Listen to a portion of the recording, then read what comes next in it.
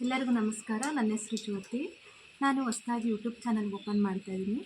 ಎಲ್ಲರೂ ನನ್ನ ವೀಡಿಯೋಗಳನ್ನ ನೋಡಿ ಲೈಕ್ ಮಾಡಿ, ಶೇರ್ ಮಾಡಿ, ಕಮೆಂಟ್ಸ್ ಮಾಡಿ ಹಾಗೂ ಸಬ್ಸ್ಕ್ರೈಬ್ ಮಾಡಿ. ಹಾಯ್, ನಾನು ನಿಮ್ಮ ಜ್ಯೋತಿ. ನಾವಿವತ್ತು ಸಂಡೇ ಆಗಿರೋದ್ರಿಂದ ಫ್ಯಾಮಿಲಿ ಸಮೇತ ನಮ್ಮೂರ ಹತ್ರ ಇರುವ ಶ್ರೀ ಕೆಂಚಾಂಬ ದೇವಸ್ಥಾನಕ್ಕೆ ಹೊರಟಿದ್ದೀವಿ. ಆಷಾಢ ಮಾಸ ಆಗಿರೋದ್ರಿಂದ ನಮ್ಮೂರ ಕೆಂಚಾಂಬ ದೇವಸ್ಥಾನದಲ್ಲಿ ಪೂಜೆ ತುಂಬಾ ಚೆನ್ನಾಗಿರುತ್ತೆ.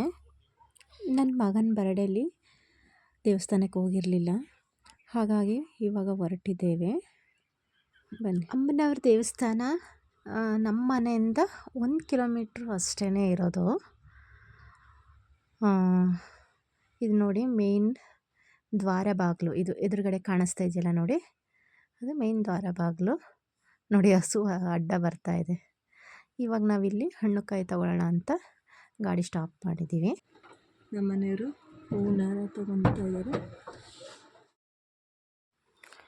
ಫ್ರೆಂಡ್ಸ್, ಎಂಟ್ರೆನ್ಸಿಗೆ ಬಂದಿದ್ದೀವಿ. ತುಂಬ ಅಂದರೆ ತುಂಬಾ ಮಳೆ ಇದೆ ಫ್ರೆಂಡ್ಸ್.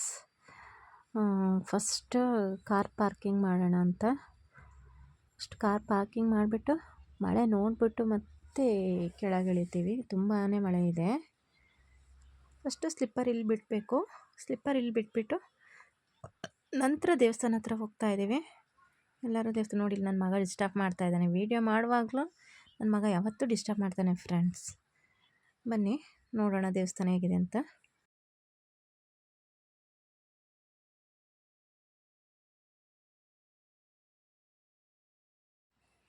ಇವಾಗ ದೇವಸ್ಥಾನದೊಳಗೆ ಹೋಗ್ತಾ ಇದ್ದೀವಿ. ನನ್ನ ಮಗನೂ ಕೂಡ ಹೋದ ಒಳಗಡೆ.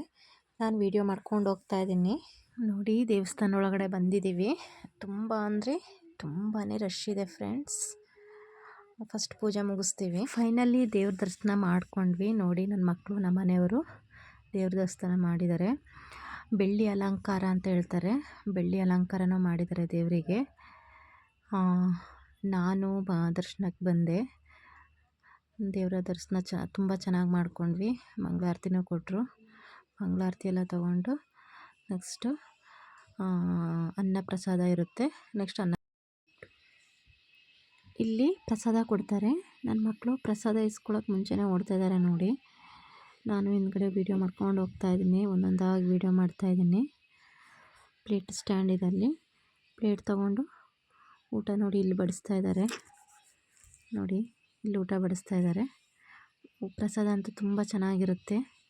ತುಂಬಾ ನೋಡಿ, ಪ್ಲೇಟ್ಗಳು ಎಷ್ಟೊಂದಿದ್ದಾವೆ. ನನ್ನ ಮಕ್ಕಳು ಪ್ಲೇಟ್ ತೊಳ್ಕೊಂಡ್ರು ಹೋಗಿಸ್ಕೊಂಡ್ಬಿಡ್ತಾರೆ ನೋಡಿ. ಊಟ ಮುಗಿಸಿ ನಮ್ಮ ಮನೆಯವರು ನೋಡಿ, ನನ್ನ ಮಗ ಆಟ ಆಡ್ತಾಯಿದ್ದಾನೆ. ನನ್ನ ಮಗಳು ಬಂದು ಹೊರಡ್ತಿದ್ದಾನೆ.